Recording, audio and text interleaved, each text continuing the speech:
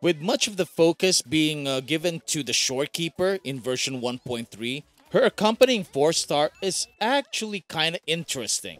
And let me show you in this video. Youhu, the 4-star Glacio Gauntlet Resonator that is coming in version 1.3, has the ability not just to heal, but also to deal enough damage to matter in the game. So, without further blah blah, let's roll that intro. Let's take a deep dive. Let's go! Yo! Hello everyone! Kamusta sa inyong lahat mga kaibigan, mga kapitbahay? Welcome to another video, and this time we will be taking a deep dive into Youhu.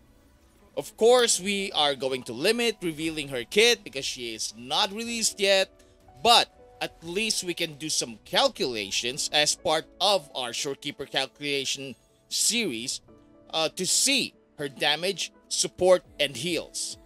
So, why don't you guys join me? Let's look into this. Let's see what is her potential and perhaps have an idea how to build her. Now, Youhu is a Glacio Gauntlet user, and for me, based on what I've seen so far, I think she will do well as a sub DPS and support with auxiliary healing. Now, with regards to healing, probably you could say it's a little pathetic compared to other characters or other healers in the game right now. It's not that huge, but it's enough to sustain. And so, unless you're free to play, I think she will be great as a sub DPS with support capabilities. If you're purely free to play, she has the potential as well to become a main carry, a main Glacio carry, okay? But, I think it's better to have her as a sub DPS. Her damage is not super significant, it's not super huge, but it's significant enough that it actually matters. So, why would you want Youhu? Well, number one, if you're looking for a character that could be converted into a tank unit, I think Youhu comes right off the box as a tank unit. She does have some nuking capabilities, she has the damage, and she could sustain herself. Well, not just herself, but the party, but you know what I mean. Now, she also has decent damage considering that she's a 4-star unit. The damage is very decent. She also has the ability to clump enemies together. I'm not gonna explain how, but there is a part of her in her kit that actually allows you to do that. Her outro buff is for coordinated attacks. This means she will work well with Mortifi, Sheshi, Yinlin, increasing their damage, okay, when they do their coordinated off-field attacks. Next, she can provide party-wide attack buffs and party-wide heals. So despite the low numbers of her heals, it's actually party-wide. Everybody gets it right away. And you don't have to wait. There's no, it's not time gated. Meaning like you will get a small amount of heal every couple of seconds. No, it's not like that. It's one time, big time, right away. But it's not big time because it's not that big. So I would say it's decent. But the good news is it is deployed right away and everybody gets it. Lastly, she has the ability to reduce the enemy's vibration strength. This means that she can help quickly immobilize that enemy, get rid of their resistance, and allow you to deal more damage. But as always, if there are positives, there are also negatives. And here are the negatives. As mentioned, number one, healing is a little too low. Number two, she has gimmicks in her kit that makes you gather antiques and auspices, okay? Now, this mechanic, I feel, will be a little tedious and may, make her stay on the field a little too long in order to collect those antiques and auspices. But this is just a theory. I'm not yet sure because I haven't played her yet. She's not out yet. But based on how it is explained, you have to do this, you have to do that, you have to, like a lot of things must happen in order for you to get the most amount of damage from her.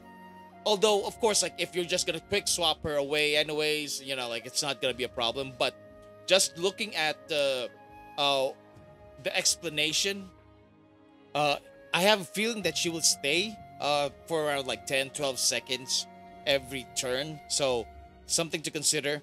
And finally, her outro skill does not deal any damage. However, this is very minor because I'm thinking like only if you probably put in lingering tunes on her that this will become apparent, because honestly, like lingering tunes has a passive effect that will increase your outro damage.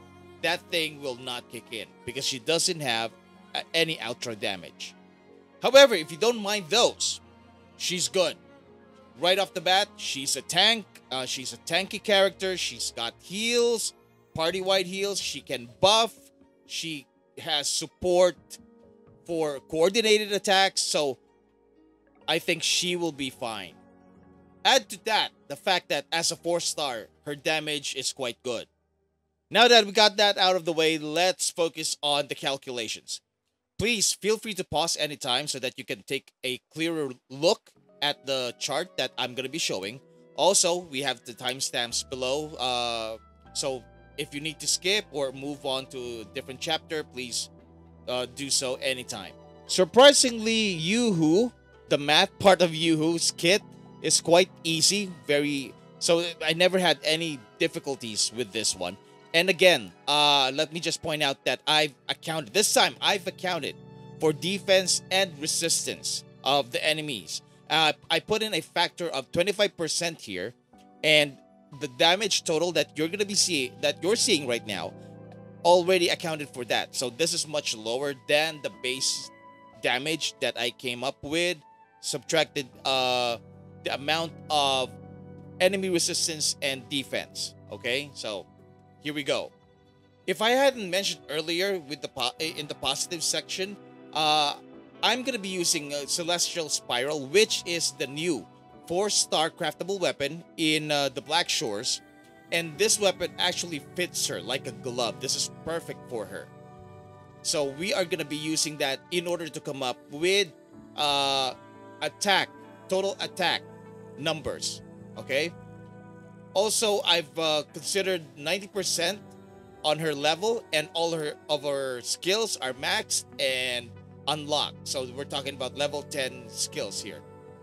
Now, there are 3 scenarios that I'll be using. One is a high crit rate scenario with both 3 costs, having glacial damage bonus. The second scenario is a high crit rate again, but instead of glacial damage bonus, we're gonna put in attack for the 3 costs. And finally, it's gonna be all attack, except for the 1 cost, because attack and HP is for the 1 cost, but everything is gonna be attack on this one. So attack on the 4 cost, and attack and I believe HP on the 3 costs.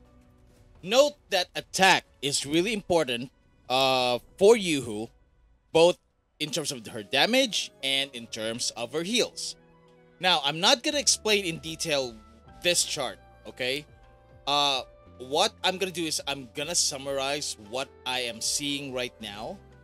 And so far, in terms of healing, scenario number 3 is the best. You have a lot of attack in there, and it just increases her healing amounts. But if you are looking for more damage, then scenario number 1 is the top choice here. And it's dealing a lot of damage compared to the other 2 scenarios. I would say like it's not like super huge compared to scenario number 3, but definitely bigger than number 3. Number 3 is the second best in terms of damage, And number two, scenario number two is the worst of the three of them in terms of both healing and damage. Now, scenario number one is great because you have crit rate in there. Even though I only factor in 150% crit damage, the crit rate is, I think, will be high enough, will be enough in order for you to proc the crit version of the damage every time she's on the field.